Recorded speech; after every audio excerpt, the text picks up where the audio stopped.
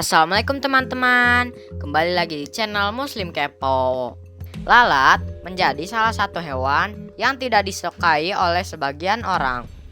Hal ini dikarenakan lalat kerap kali hinggap dan bahkan masuk ke dalam makanan ataupun minuman kita, sehingga orang yang mengalaminya akan merasa jijik dengan hal tersebut.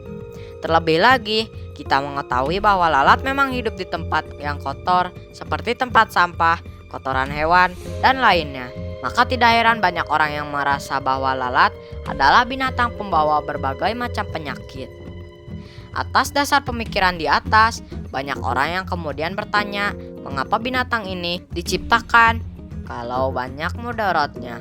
Ternyata Al-Quran memiliki jawaban atas pertanyaan tersebut. Lantas, apa alasan Allah menciptakan lalat di muka bumi? Berikut informasinya. Hai manusia, telah dibuat perumpamaan, maka dengarkanlah perumpamaan itu. Sesungguhnya segala yang kamu seru selain Allah sekali-kali tidak dapat menciptakan seekor lalat pun, walaupun mereka bersatu untuk membuatnya. Dan jika lalat itu merampas sesuatu dari mereka, tiadalah mereka dapat merebutnya kembali dari lalat itu. Amat lemahlah yang menyembah, dan amat lemah pula yang disembah. Quran Surat Al-Hajj ayat 73. Dari ayat di atas dapat diambil pelajaran bahwasanya kita harus menjadikan Allah Subhanahu wa taala sebagai satu-satunya zat yang wajib disembah. Selain itu, kita juga diwajibkan untuk meninggalkan kesyirikan yang biasa dilakukan oleh para penyembah berhala. Ternyata tujuan utama Allah Subhanahu wa taala membuat perumpamaan demikian adalah untuk menghinakan berhala dan orang yang menyembahnya. Maka dari itu, Allah Subhanahu wa taala dengan sengaja memperlihatkan satu makhluk, yakni lalat, yang mana berhala serta yang menyembah berhala tersebut tidak dapat membuatnya.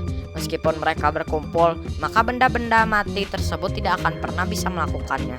Allah Subhanahu wa taala tentu saja memiliki maksud tersendiri dalam penciptaan segala sesuatu yang ada di semesta ini. Terlebih lagi jika ciptaan tersebut disebutkan dalam Al-Quran, pasti ada maksud tersendiri di balik semua itu. Misalnya saja, Allah Subhanahu wa taala banyak bersumpah dengan makhluk ciptaannya sendiri seperti matahari, waktu duha, dan lain sebagainya. Tentu saja objek sumpah ini memiliki nilai lebih di hadapan Allah Subhanahu wa taala dan terbukti ilmiah kemanfaatannya bagi alam semesta beserta isinya, termasuk di dalamnya penyebutan lalat.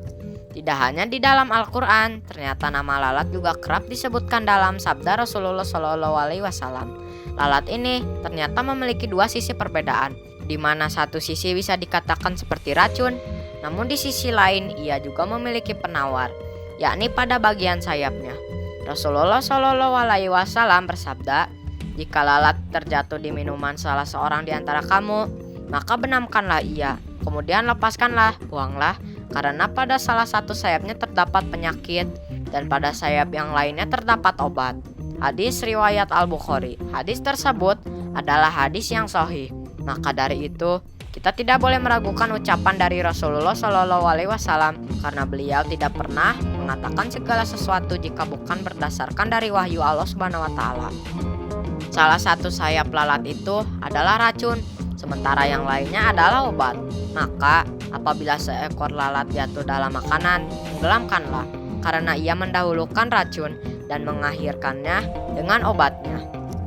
Selain hadis dan Al-Quran, dalam dunia pengetahuan juga sudah dilakukan berbagai macam penelitian terhadap lalat. Sekelompok peneliti Universitas Alicante, Spanyol, membuktikan bahwa larva lalat dapat mengurai tinja hewan dan manusia. Itu artinya larva lalat bermanfaat bagi mengurangi jumlah biologis yang ada di muka bumi ini. Demikianlah informasi mengenai alasan Allah Subhanahu wa taala menciptakan lalat. Ternyata semua itu bertujuan untuk menghinakan berhala dan penyembahnya. Sungguh maha besar Allah yang menciptakan segala sesuatu dengan manfaatnya masing-masing. Terima kasih teman-teman yang sudah menonton. Jangan lupa like, komen, share, dan subscribe. Wassalamualaikum warahmatullahi wabarakatuh.